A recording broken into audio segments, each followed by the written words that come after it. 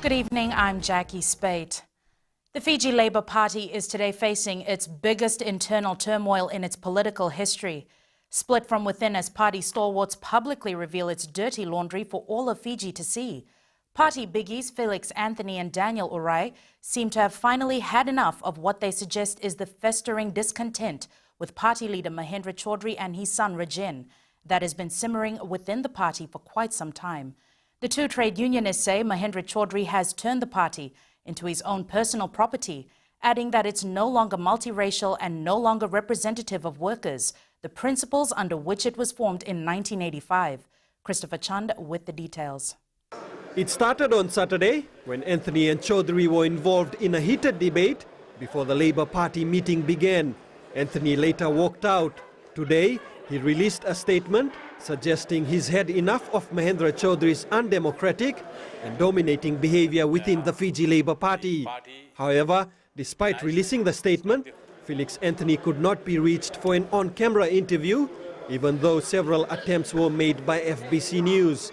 His FTUC colleague, though, was willing to stand in and says the Fiji Trades Union Congress no longer has confidence in the Fiji Labour Party. From the FTUC's perspective, unfortunately, members of the Fiji Trades Union Congress affiliates feel that the Fiji Labour Party has lost its course somewhere along the way. Urai says Chaudhry will not give up his position as FLP leader, which is why they have decided to quit the party.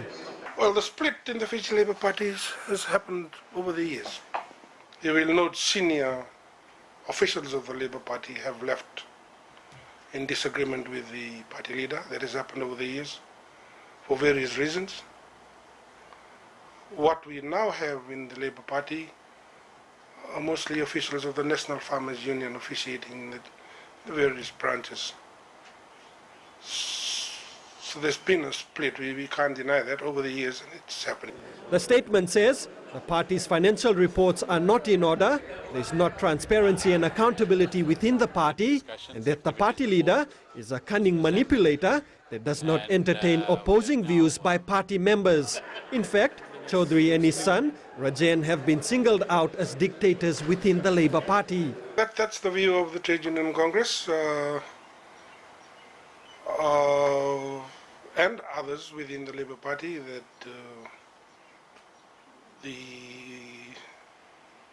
Mr. Chaudhry's son may be coming in as a replacement to the leadership of the Labour Party. The Trade Union Congress, we don't believe that would be the proper format of how the Fiji Labour Party should continue, hence the decision.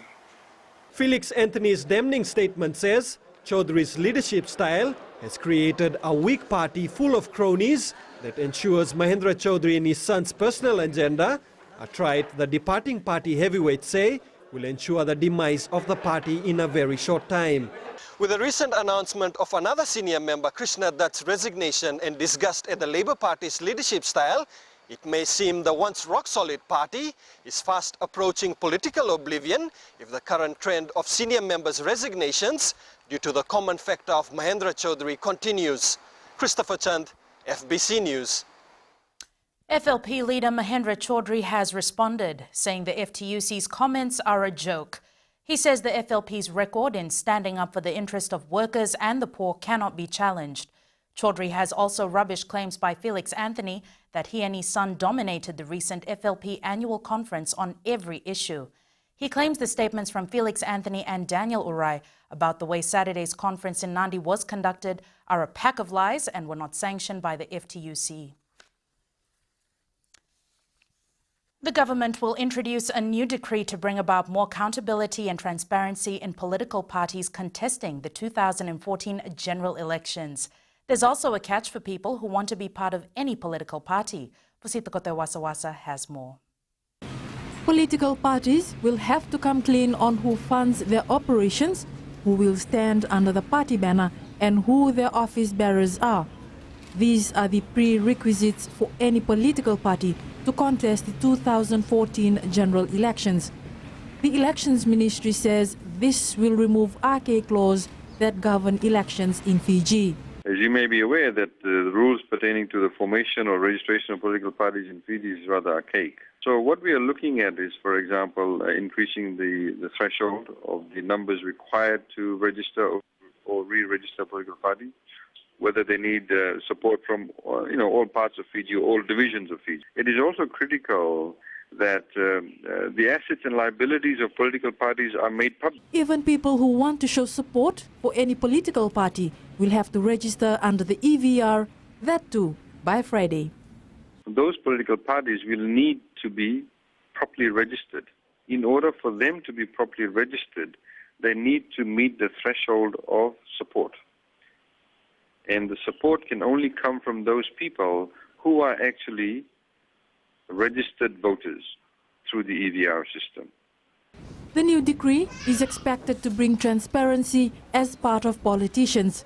The purpose behind the proposed law is to create political parties that become robust, that are transparent, that disclose their assets and liabilities, that follow a particular code of conduct, as we've seen with good practices in various other countries, that the office bearers of those political parties are also held accountable. Because at the end of the day, political parties need to be responsive to the people's needs and aspirations and demands, for that matter. Even people who want to stand in the elections must register by Friday, or they don't qualify for elections. Wasita Kotuwaswasa, FBC News. Reverend Tui Kilakila Wangai Ratu is the new Methodist Church president. He secured over 55% of the votes at the church's annual general meeting in Suva. The new president takes office from January next year, when Reverend Ahmed Tungawe's term expires. Apisalome Doka reports. The new president says they will work on the 12 pillars they have set out for the church. Reverend Wangai Ratu says they can't rely on their members for the running of the church.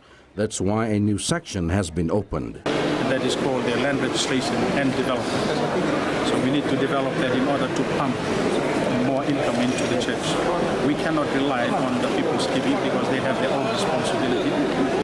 Reverend Wangai Ratu says they are also concentrating on creating employment. In the past, we just help our people to go and attend education in our church schools, but we never provide employment. But I think that the church should be thinking of providing education as well as employment. A new general secretary will be elected tomorrow. Apisalome Doka, FBC News.